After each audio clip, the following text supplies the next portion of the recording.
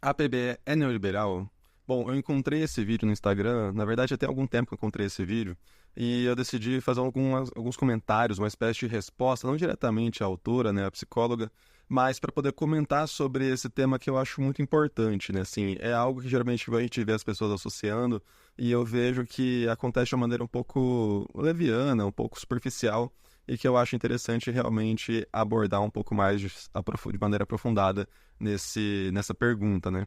E já começando o vídeo, eu já vou dizer que eu discordo, né? Assim, eu não acho que a PBE é neoliberal, mas não pelo mesmo motivo que a psicóloga vai dizer aqui. Então, vamos ver. PBE é neoliberal. Será mesmo? De tempos em tempos, a PBE é associada ao neoliberalismo pelos seus críticos. Para eles, a PBE estaria a serviço das classes dominantes, contribuindo para a manutenção de uma opressão sistêmica. Mas PBE e neoliberalismo são conceitos de áreas distintas que têm valores e objetivos bem diferentes. O neoliberalismo é um conceito controverso que sequer tem consenso no campo da economia. Grosso modo, o neoliberalismo se refere a uma abordagem econômica e política que destaca a defesa da liberdade de mercado, abrangência da livre competição, redução da intervenção estatal e ênfase no individualismo. Já a PBE é um princípio para a adoção de teorias e práticas em psicologia, que orienta profissionais a oferecerem tratamentos eficazes com base em evidências científicas, articulando-as à perícia clínica no contexto de cada cliente. O neoliberalismo é um conceito altamente polissêmico, ou seja, é definido de várias maneiras na literatura. Mas apesar disso, é referenciado pelos críticos sem que isso seja considerado, e na maioria das vezes, como um termo inerentemente pejorativo. Em geral, apesar das divergências quanto ao conceito, quando a PBE é ligada ao neoliberalismo, os críticos parecem estar insinuando que os seus proponentes não se debruçam sobre questões socialmente relevantes, buscam oferecer soluções instantâneas para problemas estruturais amplos a fim de atender demandas mercadológicas,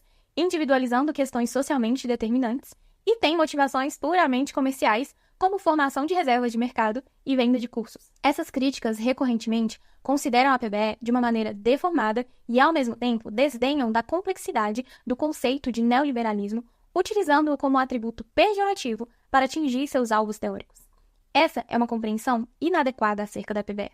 Como podemos ver, tem crescido um número de trabalhos que discutem sobre pautas sociais, grupos minorizados e demandas socialmente importantes. Mas precisamos de evidências sólidas para amparar as nossas decisões. É necessário que os meios adequados sejam adotados para que os objetivos de uma intervenção sejam alcançados. Assim, a PBE não se opõe ao neoliberalismo ou mesmo ao modo de produção capitalista, desde que elas estejam amparadas em boas evidências que apoiem sua capacidade de atingir seus objetivos. Assim, mesmo que seja proposta uma intervenção em psicologia que visa se opor diretamente aos impactos do capitalismo ou do neoliberalismo, é imprescindível que sejam apresentadas as evidências que indiquem que essa intervenção cumpre com seus objetivos. Por exemplo, se um profissional pretende, com a sua prática, promover a saúde mental de pacientes deprimidos e demonstrar que a forma como seu ambiente de trabalho é uma de suas principais fontes de adoecimento, é desejável que intervenções empiricamente apoiadas sejam utilizadas ao lado de estudos metodologicamente sólidos sobre adoecimento no ambiente organizacional. A PBE pode englobar objetivos variados, contando que os meios propostos para alcançá-los sejam adequadamente justificados. Isso não implica neutralidade. Na verdade, apenas sugere que não compete à PBE decidir quais objetivos últimos uma prática deveria perseguir, desde que os objetivos estejam eticamente justificados, contribuindo para o bem-estar da comunidade e dos pacientes.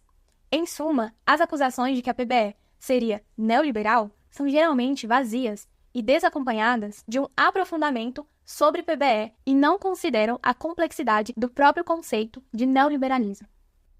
A PBE é Bom, como a gente pode dizer, ela tentou argumentar, né, a partir do conceito de neoliberalismo e falar um pouco sobre como esse conceito tem uma certa polissemia e uma disputa sobre ele, e o que realmente existe. Não é necessariamente um problema isso, né, porque um conceito ele vai ser disputado, ainda mais quando se trata de um conceito como esse, que busca descrever o nosso modo de vida atual, né? Então, isso não é necessariamente um problema por si só.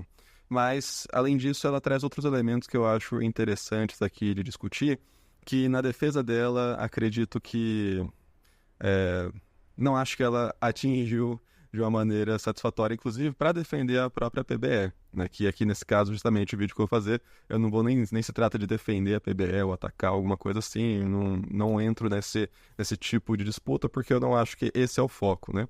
Mas a pergunta que ela faz, assim, sobre a PBE é neoliberal, né?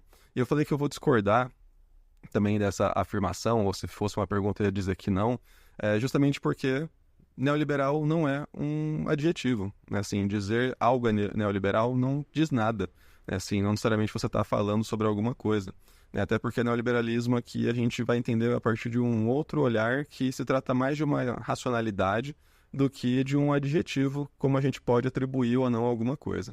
Mas vamos voltar aqui um pouquinho para quando ela fala sobre a questão da psicologia baseada em evidências, que isso eu acho muito interessante, né? Então vamos retomar. Ela fala que a psicologia baseada em evidências, ela acaba se propondo que as decisões clínicas devem ser tomadas a partir de 3 pilares, né? Todo mundo que trabalha com PBE, seja entendendo aqui enquanto práticas baseadas em evidência ou psicologia baseada em evidências, né? Essa sigla acaba significando as duas coisas.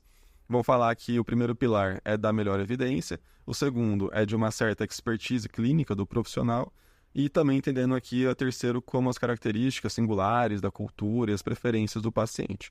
Então, a partir disso, né, a PBE costuma dizer que existe uma espécie de equilíbrio, e aí a gente vai vendo que, bem, de fato, existem esses 3 pilares, mas qual dos pilares realmente acaba sendo mais forte ou não na prática, né? Ou qual realmente a gente vai vendo que ele realmente se manifesta ou não na prática. E aí que a gente entra, né? Vamos começar pelo primeiro pilar, que é a questão da melhor evidência. E essa palavra, esse termo melhor evidência, já de início a gente já vê que tem um julgamento aqui moral, né? O que é o melhor? É como a gente define o que é o melhor, né? É aquela mesma coisa que se fala de boa ciência, né? O que é uma boa ciência? A gente está falando aqui de uma espécie de moralismo científico. Inicialmente, assim dizendo, dessa maneira é como se fosse um moralismo científico. Define-se o que se é uma boa ciência, o que se é a melhor evidência. Mas vamos tentar não trazer simplesmente esse nome, né? Vamos tentar trazer aqui o que é essa boa ciência e o que é essa melhor evidência. E nessa pirâmide de evidências, ou um desses tipos de estudo que a PBE costuma categorizar como os melhores, né? O primeiro é o ensaio clínico randomizado. Vocês já devem ter visto isso, né? Por aí. Mas o que é esse ensaio clínico randomizado? É aquilo que muitas vezes as pessoas chamam de padrão ouro na ciência, né? É um tipo de maneira de pesquisa, um método que vai testar a eficácia de uma intervenção. Por exemplo, no caso da psicologia, vai testar uma terapia específica. E aí vai comparar um grupo que recebe com um grupo controle que recebe um placebo ou nenhum tratamento, por exemplo, né, para a gente poder pensar.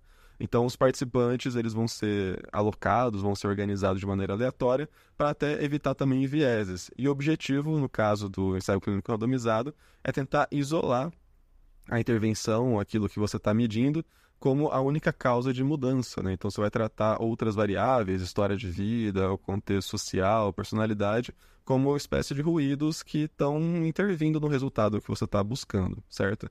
E aí quando a gente fala que esse é o melhor, a melhor ciência, a boa ciência, a gente tem algumas consequências, né? Outros tipos de estudo, como estudos de caso, a experiência clínica, outras teorias psicológicas complexas que não estão se prestando a essa metodologia, que tem uma base, aqui trazendo da história da filosofia da ciência, uma base positivista da ciência, essa base de um modo empírico de se fazer ciência, né? Vão dizer que é uma evidência fraca, né? Até porque se existe a boa ciência, vão dizer que existe uma má ciência.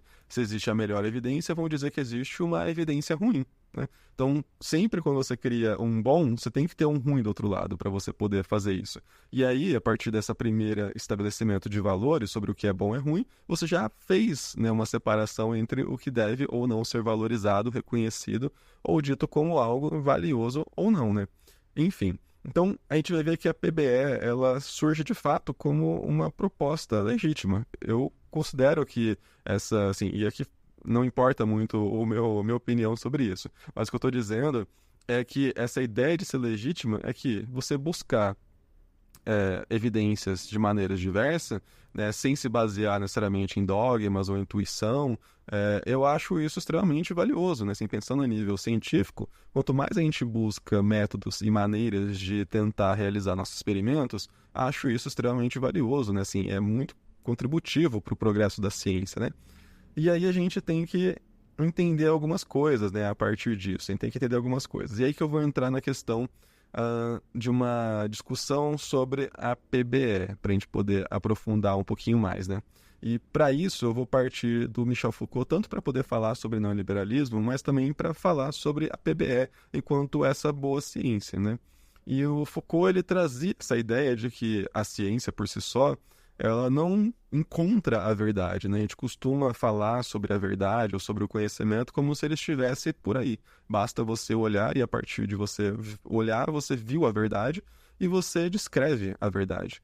Mas quando a gente fala, ainda mais quando se trata da psicologia, a verdade, ela é uma fabricação. Assim, a verdade, ela não é uma descoberta neutra. Ela é um resultado de um conjunto de regras, de métodos, procedimentos que a sociedade, de uma certa maneira, dizendo assim, ela vai utilizar, né, para distinguir o verdadeiro do falso. Assim como distinguir o que é o melhor, o que é o pior, o que é o bom e o que é o ruim, né? E isso é o que o Foucault vai chamar, inclusive, de regime de verdade. Aquilo que a gente diz, o que é certo, o que é errado, o que é verdadeiro, o que é falso. E isso está intrinsecamente ligado ao poder, pois quem define, né, se a gente for pensar assim, quem define o que é verdade vai deter o poder de regular os outros. Se eu digo que a PBE encontra a verdade, então eu estou dizendo que outra coisa não encontra a verdade. Então, a PBE, nesse caso, né, vai ser um exemplo que casa muito bem com essa ideia.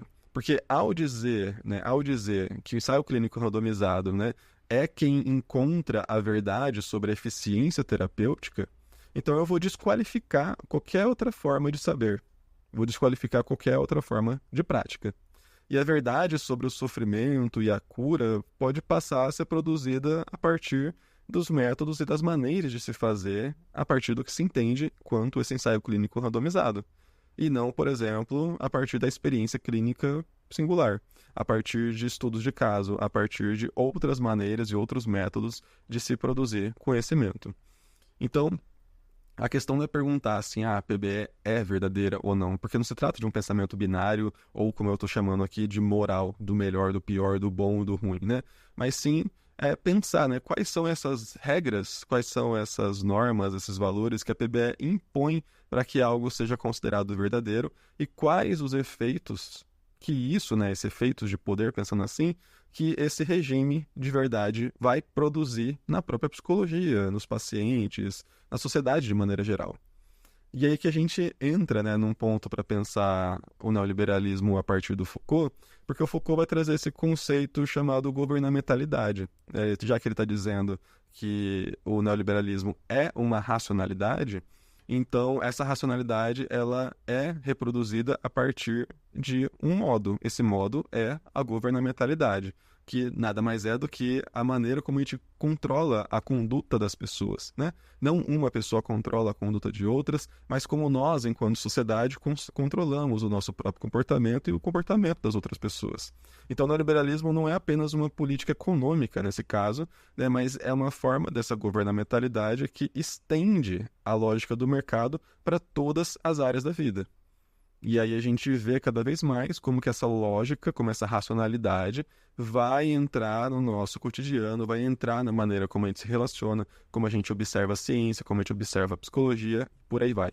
Então ela não governa, por exemplo, por uma imposição, né? Mas ela vai moldando, ela vai influenciando o ambiente onde os indivíduos, livremente, né, que aqui somos livres, passamos a acabar nos comportando, a fazer as coisas de acordo com o que o sistema espera. Certo?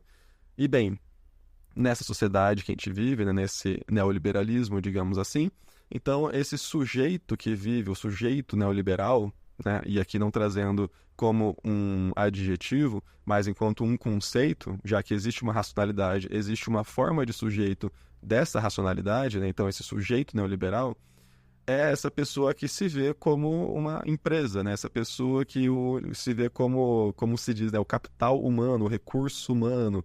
E a gente tem que buscar cada vez mais maximizar o capital humano, cada vez mais ser mais eficiente, cada vez mais produzir mais e, enfim, ser funcional e coisas desse sentido. Né? Então, todos os aspectos da vida, saúde, educação, relacionamento, então, o bem-estar, tudo se torna uma espécie de investimento. Né, investimento para aumentar o próprio valor nesse mercado da vida. Então, o sujeito responsável, né, o sujeito responsável no neoliberalismo é aquele que está preocupado em gerenciar os próprios riscos, o sucesso, né? Como se fosse um mercado financeiro. Você está preocupado ali em gerenciar se seus investimentos estão dando certo, né? Por exemplo, uma relação amorosa, se acontece um problema, né, e houve um término numa relação, as pessoas sentem como se houve um desperdício, né? Você investiu tempo e aí você não houve aquele retorno do seu investimento. E aí que a gente entra, né, nesse aspecto um pouco mais normativo ou normalizador, né, do neoliberalismo, né? Que Foucault vai dizer, então, que o poder nessa sociedade que a gente vive, ela funciona a partir de uma normalização, certo?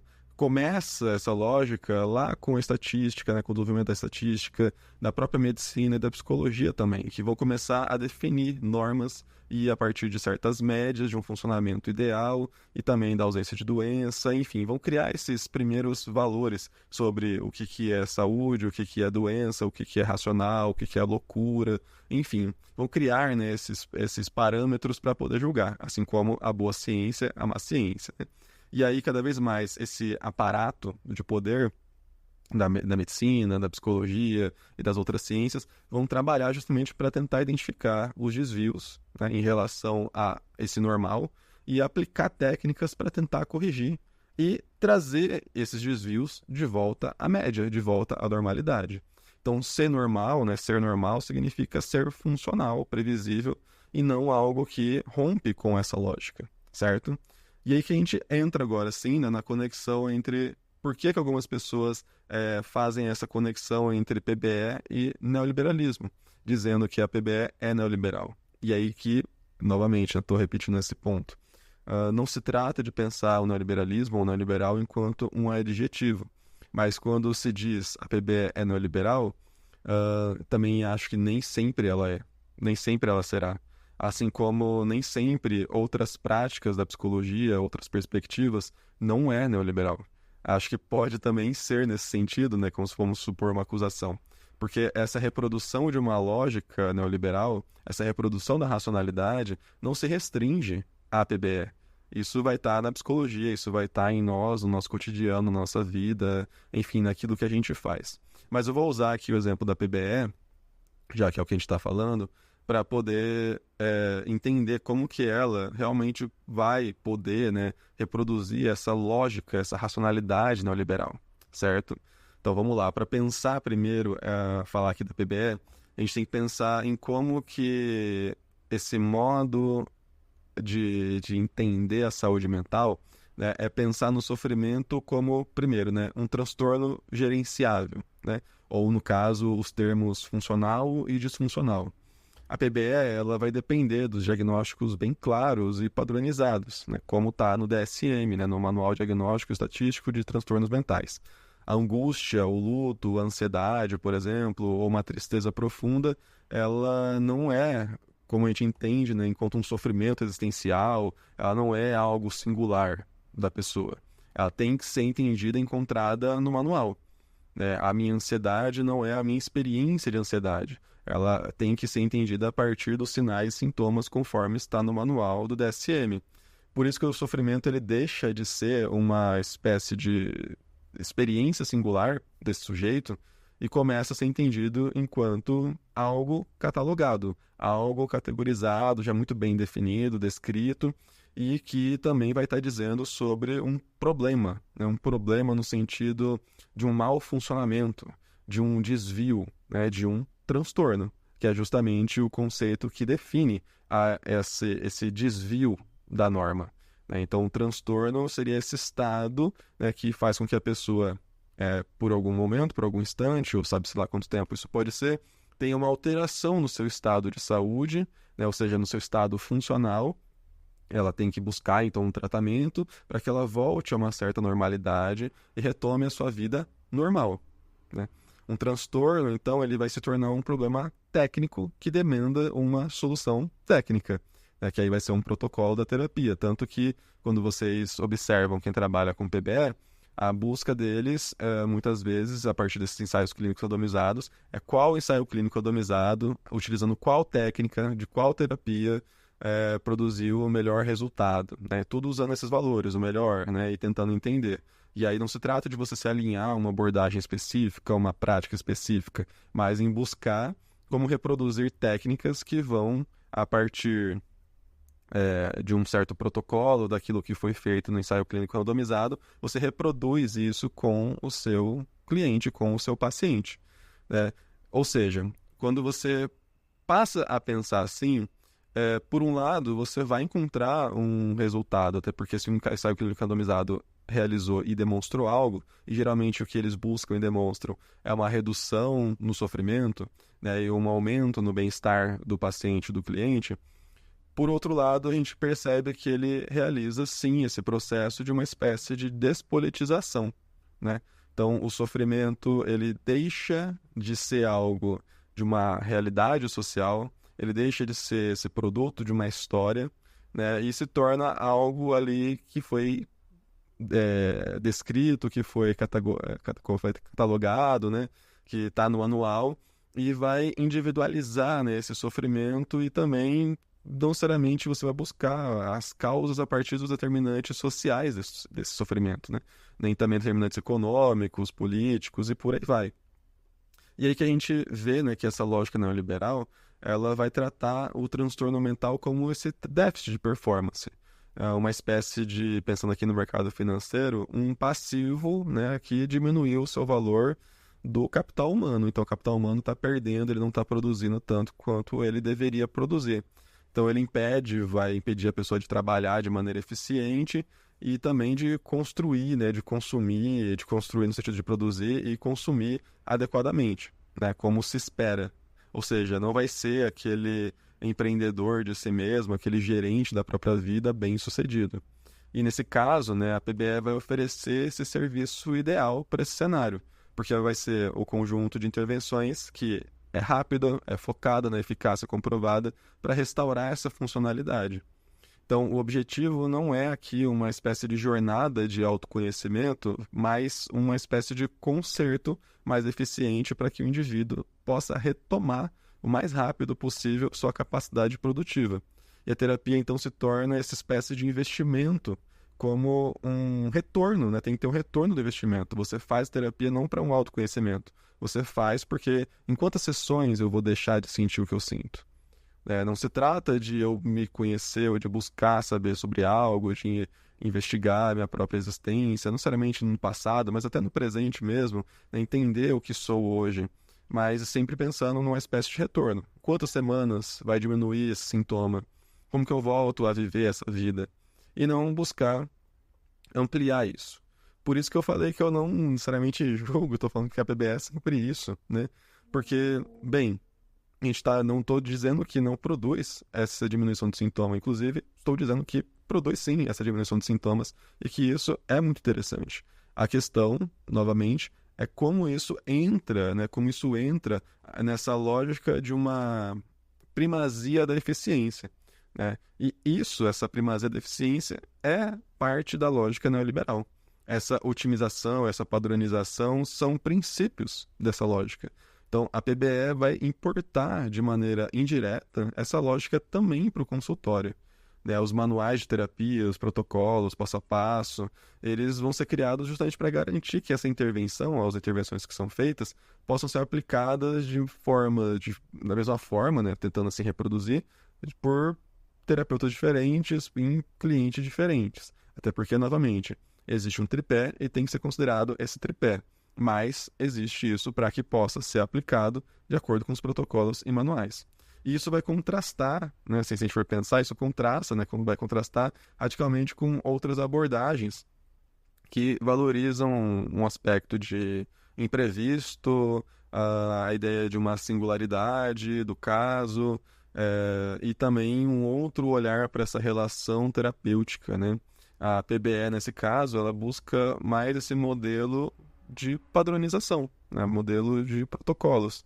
E no sentido de ser escalável, né? De você poder reproduzir, repetir isso em vários lugares, certo? Então, aí que a gente entra, que quando a gente pensa na questão, o que é saúde mental, o que é ter saúde mental? É não apresentar nenhum sintoma? É não apresentar nenhum sofrimento, nenhum incômodo?